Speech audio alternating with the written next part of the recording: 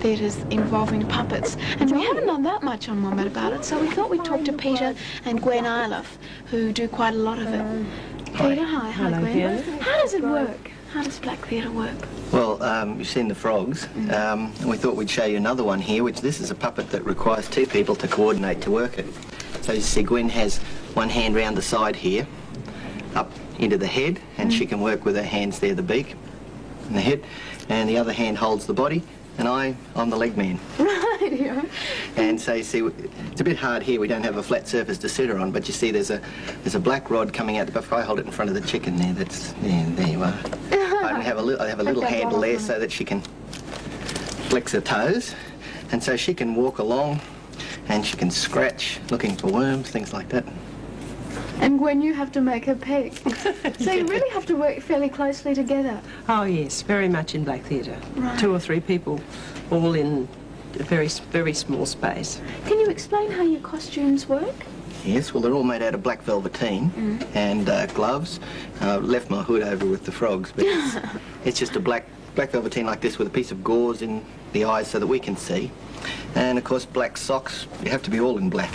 Right, so no one can see you. Yeah, and you work in front of a black velveteen backdrop, and you have to use special lighting, too. It's not just a case of being black in front of black. So what we do is we would hold the puppets out in front of us, and they have the light on them, and we stay back out of the light. If we get our head in the light or our elbow or something like that, then it'll be seen. Yeah. Right. Is that the only way that Black Theatre's done around the world? Oh, no, there's quite a few different ways. What are some of the other ways you can do it? Well, in our shows, they're designed to have a wall of light, as I say, and we stand and hold the puppet. You've got to judge where the puppet is in the light. We also do use some ultraviolet, like on the frogs, which is special lights that I'm sure some of the kids have seen at parties or at discos and things where all their white shirts light up. Yeah. And then there's also, like the Black Theatre of Prague, they have a lot of people backstage who have actually lights, and they follow the people on the stage that they want lit. That requires an enormous team of people. And so each puppet has its own light? Well, of course, the Black Theatre of Prague don't just use puppets. They use people and chairs and all sorts of pieces of furniture and props and things. And so they have to light them very, very carefully. Well, that'd be a fairly difficult way to do it, I think. Is it possible for kids at home just to set up their own Black Theatres? Oh, yes.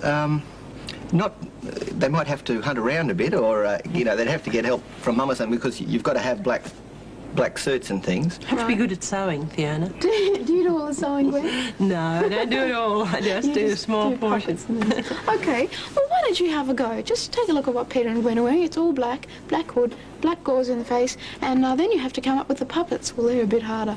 Thanks very much for coming up. Thank you, Fiona. Why don't you try it?